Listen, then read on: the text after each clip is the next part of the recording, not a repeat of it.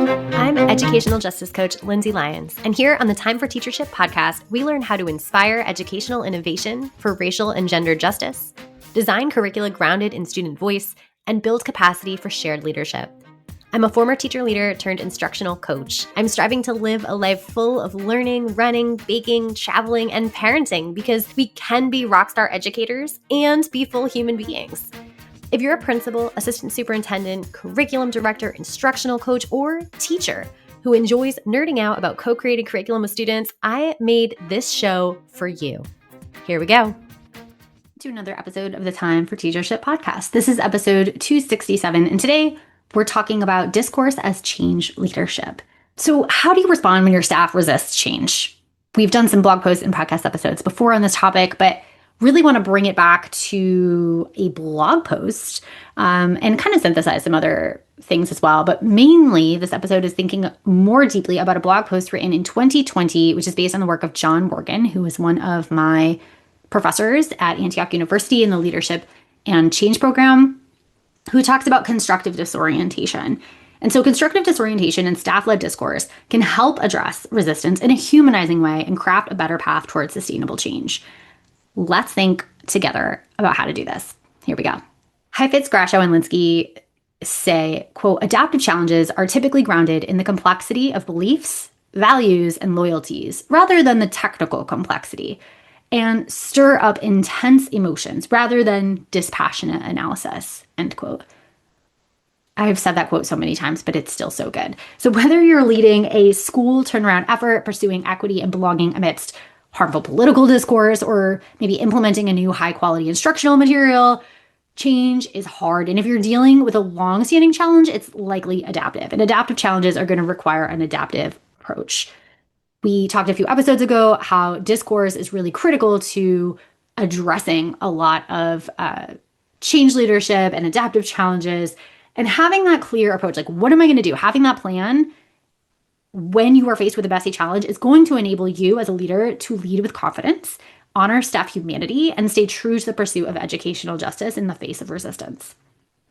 When faced with a disorienting dilemma, which is when our experience doesn't fit with our expectations or beliefs. So, for example, we encounter evidence that our way of teaching has not improved student learning, right? We're like, oh, like I think I'm a good teacher. That is in my head. I think this is the way to teach. However, I'm noticing that none of my students improved, whatever it is, their critical thinking or their reading scores or whatever that thing is. When we encounter that disorienting dilemma, research tells us that we actually learn best in the presence of others, when we can try on others' perspectives.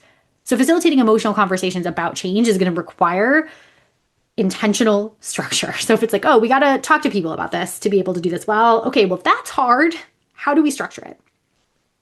When we have purpose-specific discourse protocols and a lot of the foundation and context built up around this, we can build capacity to both plan the structure, to respond in the case of maybe a deficit-based comment or a conversational detour. We're going to feel ready for leading change. So my goals for the episode, this is a little ambitious, but we are going to try to first, I guess, recognize that adaptive challenges require human-centered responses, and the diverse ideas of staff are actually what enable effective change. Also want you to hopefully have a spark of an idea for how to actually create that constructive disorientation for your staff, like how to facilitate it. Wergen defines, just so you know his definition, he defines constructive disorientation as, quote, an experience that unsettles us and sparks our curiosity, both at once, and does so in a way that we perceive an opportunity to change how we see the world and for the better. I think there's a lot of inviting stakeholder stories and values and imagination here. I also would invite you to consider how you might plan for a structured generative discourse opportunities and maybe get an idea for how you want to respond if a harmful comment or a deficit thinking comment comes up in staff conversations. Okay, so let's think about what we do.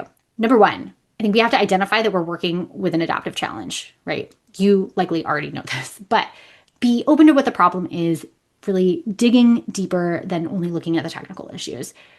This is where we're going to find our disorienting dilemma, as Mesereau puts it, which is the starting point for change.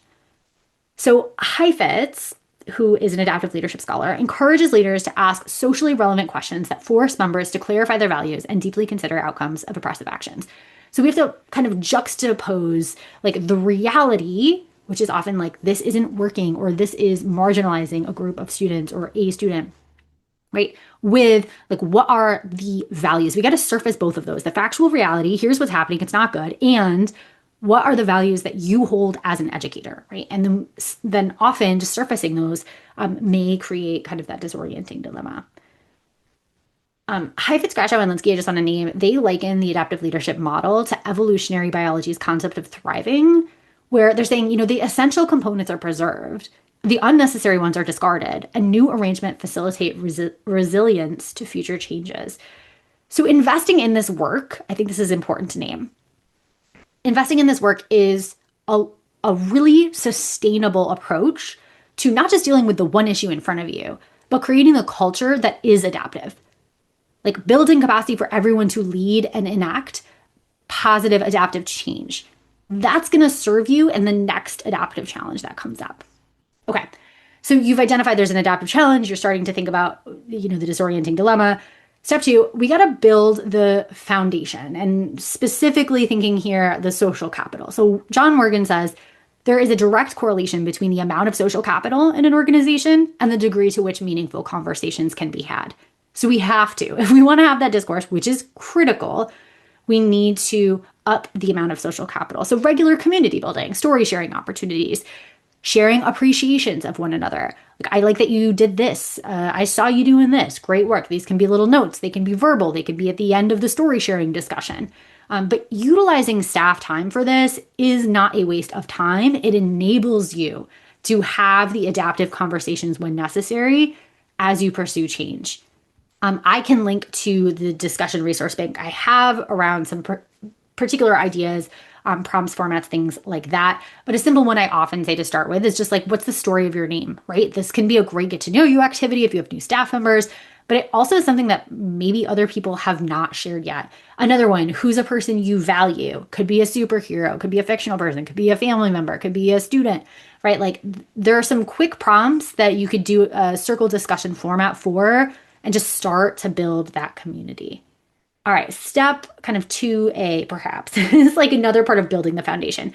We got to build the discourse foundation. So to enable stakeholders to reflect on their disorientation and listen to others' points of view with empathy, there needs to be a discourse foundation. So one, that has to be like, we have to have some sort of shared goal. Literally, it could just be, John Morgan says, like reminding everyone we're all here for kids, right? Like we have to have like some lofty shared goal, and it doesn't need to be super specific, but shared goals are really a prerequisite. Ideological diversity and an openness to hear contributions from all members is a second necessity. So really, we need to identify like deep listening or seeking to understand as a core discourse agreement. So if we're coming up with how we interact with one another, like we have to seek to understand, right?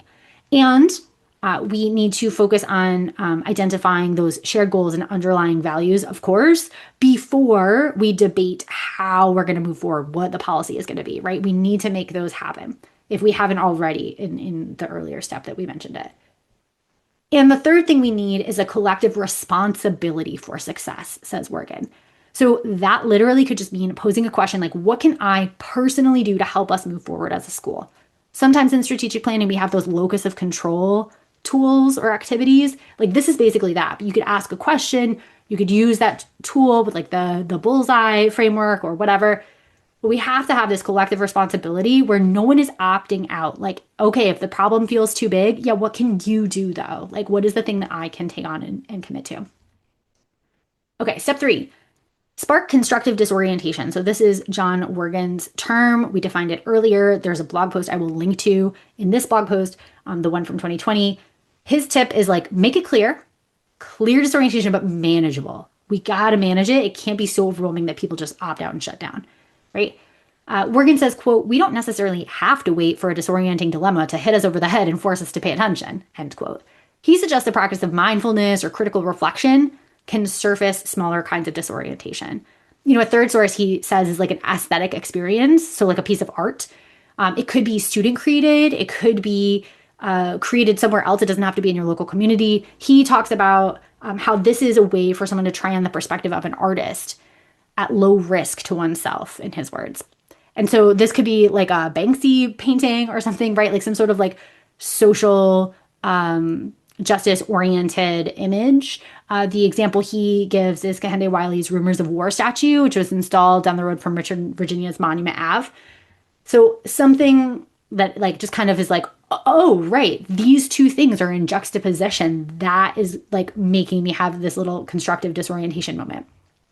A tip I would have is, bringing in student ideas, whether that's student art, videos about their experience, quotes. If you bring students onto like a Kiva panel and have a live panel with them sharing to staff about their experiences or family members, this could cause some constructive disorientation as well. Also, some traditional data like assessment data, bringing that into the space, as I said at the top of the episode, that can also kind of jar like, oh, I thought I was doing right by students. Scores not going up, right? Like, oh, that could also create the disorientation as well. Okay, step 4. Now we're ready to have a group dialogue. We have had the constructive disorientation moment. Now we need to like process it. And this disorienting dilemma is uncomfortable, and it has to be, because that's what moves us to action. So having a multi-stakeholder group dialogue about the adaptive challenge lets each person be open to new ideas and perspectives to solve it. Remember, that's what the research says. We have to be able to hear other people's ideas and perspectives to try them on in a, quote, low-risk environment. So what do? We set the stage. Wergen says it's necessary to have a setting conducive to deep work so that teachers can deeply concentrate and not be distracted by logistical tasks like checking email, right? So if at all possible, we take all tasks off teachers' plates, and they need to be able to be supported, to be present fully in the conversation. This might mean that we are doing this, in the summertime, perhaps. I don't know. This could be like we say, okay, well, grading is due this week, so we're not going to do it this week. We're going to postpone it to next week once grades have been submitted, right? Like whatever way that you can take some things off the plates and make sure that we have as much focus as possible, given all the things, like that's the goal here. Hi, this is Leah coming in to share the free resource for this episode, Reframing Discussion Prompts. You can find it at the blog post for this episode, www.lindsaybethlyons.com/blog/267. Now back to the show. Then as the leader or the facilitator, you need to choose a purpose-aligned prompt and protocol. I find that dialogue works best at first because the goal there is just seeking to understand and getting a lot of initial ideas out there. We're not analyzing, we're not making decisions. So prompts could be as simple as, what's coming up for you? How are you feeling? What does this make you think of? So we just like have sparked the disorientation, and now we're just like, all right, how are you feeling? What's coming up? What are you thinking about? Right? Very informal, like initial thoughts. Now, if we're further down, if we've already maybe done that, we might go to discussion where we're a little more topic specific at this point. And you could do more of like a dialogue. We're still just kind of like listening and seeking to understand. And we're just starting to process maybe a little bit more analytically. You might use some of the reframing discussion prompts that are in the resource linked for this episode's blog post. Those encourage you to shift out of the binary, this or this, because that supports kind of this attack and defend position, into other spaces. So one might be critical analysis. So we ask about potential impacts or root causes of an issue, right? So let's use an example. If we are initially inclined to say, okay, we're going to have a discussion, the question is, should we adopt this new policy? Instead, if we're thinking about critical analysis, we might say, what might the impacts of this policy be? So we roll this policy out, like what could happen, right? Critical analysis. We also could ask about the root cause, right? Like why is this factual reality, this issue coming up? Like what is the root? Policy could be another framing. So narrow the scope about how to address the factual reality. Some questions are already about policy, like our sample one. Should we adopt this new policy? Instead could be turned into, how would we like our community to respond to this factual reality? So for example, if you have students who are like very into like, I don't know, all of like the misogynistic like stuff, like how would we like our community to respond to hate speech, for example? Like if this is a given in our community, we are grappling with this issue, how do we want our community to respond when this happens? Because it has, right? Whatever the thing is, like insert factual reality there. How would we like our community to respond? It gives you a sense of like, we're talking about policy, but we are way more expansive at this point than deciding like decision making, right? That's a later stage. Deciding yes or no on a particular policy. We're still generating and thinking about ideas.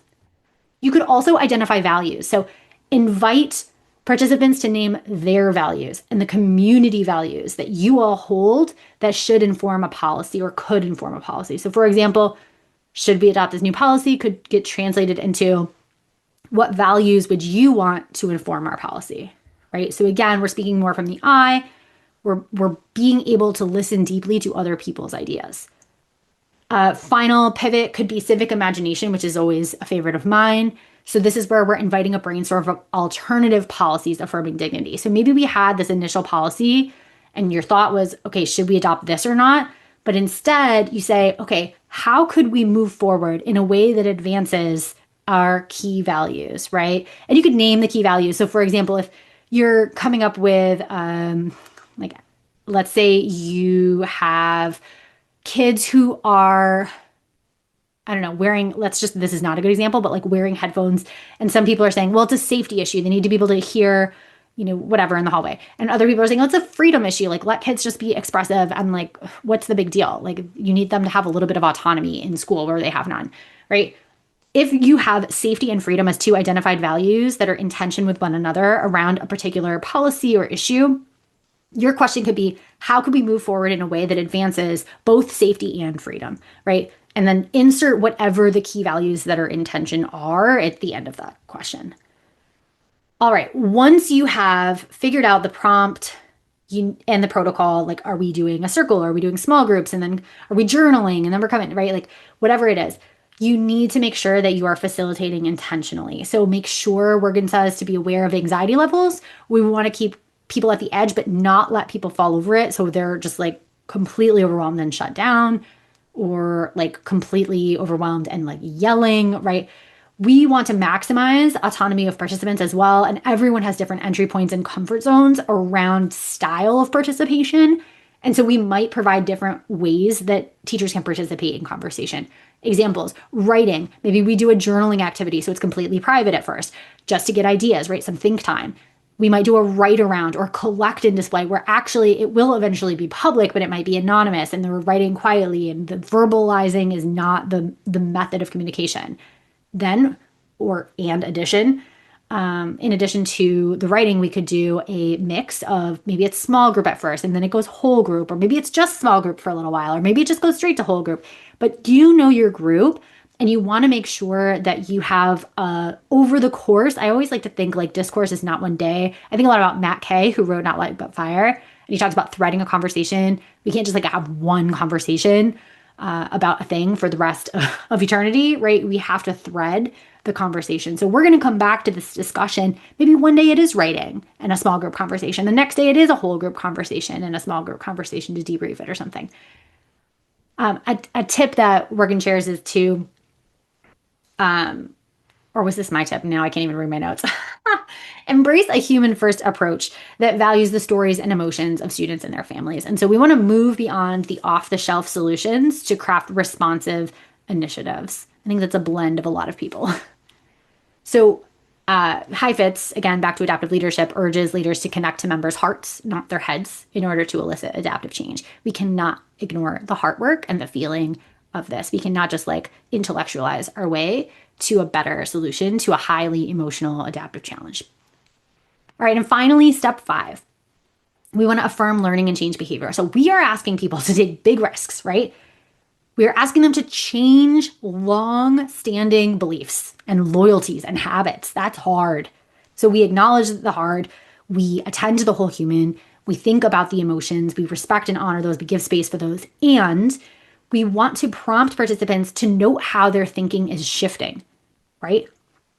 I'm thinking a lot about Maria Nichols and her work on like building ideas. And so she talks about students need to value different perspectives. And then the facilitator or the teacher, in that case, can nudge to be like, how has your thinking changed? And then students can have their own little disorienting dilemma, like, oh my gosh, my thinking has not changed at all. I must need to seek out a new perspective because my thinking should change and evolve. That's the point of talking to other people, right? So that is something that you can do. Just nudge. How has your thinking changed, right? Subtly encourage that valuing of different perspectives and have people seek them out. Highlight and validate when a participant evolves their thinking publicly. So if they verbally shifted, right? And they're like, oh, you know what? That made me think, actually, I do believe in this initiative or whatever. Oh my God, like validate that. Be like, wow, that's incredible that you just took in new information and like shifted how you thought and you like held it up against how your past thinking was. And then you evolved your thinking. That's really cool. They might not do that publicly, but they might do it in other subtler ways that are not like verbal or they're not in that meeting. We also want to highlight and validate that, right? We also want to narrate when that's happening for us. So modeling is huge for discourse. That is very present in the research on discourse. Okay, encourage teachers to share their successes. So again, this is that positive deviance idea. Where is it working? If it's not working, it feels like it's not working anywhere, but it actually is working in one class. So, all ELA scores are down, or ELA scores are down for all of our multilingual learners, except this one class. Actually, they are doing awesome. Okay, great. Like, what can we learn from that? Right? It's not like I'm going to discount right away if they're like different kids. I do not ever like that argument. Like, something is working here. What is working? Right? Let's learn from it and try it out in other spaces. It might not work perfectly in other spaces. There might need to be some adaptation, but let's seek out the positive deviance. Where is it working? Or it might be even bigger. So our district scores are down. However, this school or this grade within this school is doing something right. Let's go visit them and figure out what it might be. Or let's have them come to us and share some of their strategies, right? We want to encourage that positive deviance. And we also want to encourage the people who are learning from that positive deviance to try things. Say, hey, this didn't work for me. I'm going to try that. And I'm going to report back the learning. That is huge. And so we want to celebrate teachers for doing that and being committed to growth. We also want to ensure that any teacher evaluations are aligned to that goal. So our evaluation rubric should be celebrating and commending informed risk-taking, not promoting the opposite, right? Not promoting compliance and rigidity. So we want to measure what we actually value. If we say, hey, we value informed risk-taking, we want you to try this thing, we're going to pursue change, we have to make sure that we're not penalizing that during evaluations. Okay, this was a very dense episode. Would love to hear your thoughts on how this is relevant for you, what your takeaways are, any tips to add. Would love to hear them. Feel free to comment on the blog post. Again, that is lindsaybethlyons.com/blog/267. And again, the free resource for this episode that you can find there is the Reframing Discussion Prompts resource. I am a firm believer that how we language the question up for discussion is critically important for how effective that discussion and discourse opportunity is. So that is a new resource. Please give me all the feedback on whether that feels helpful for you as a leader. Your staff can use it with students. Would love to get some feedback on that because that is my new passion project, all things discourse. All right, until next time. If you like this episode, I bet you'll be just as jazzed as I am about my coaching program for increasing student-led discussions in your school. Shane Safir and Jamila Dugan talk about a pedagogy of student voice in their book, Street Data. They say students should be talking for 75% of class time. Do students in your school talk for 75% of each class period? I would love for you to walk into any classroom in your community and see this in action. If you're smiling to yourself as you listen right now, grab 20 minutes on my calendar to brainstorm how I can help you make this big dream a reality. I'll help you build a comprehensive plan from full-day trainings and discussion protocols like Circle and Socratic Seminar to follow-up classroom visits where I can plan, witness, and debrief discussion-based lessons with your teachers. Sign up for a nerdy, no-strings-attached brainstorm call at lindsaybethlyons.com/contact. Until next time, leaders, think big, act brave, and be your best self. This podcast is a proud member of the Teach Better Podcast Network. Better today, better tomorrow, and the podcast to get you there. Explore more podcasts at www.teachbetterpodcastnetwork.com. We'll see you on the next episode.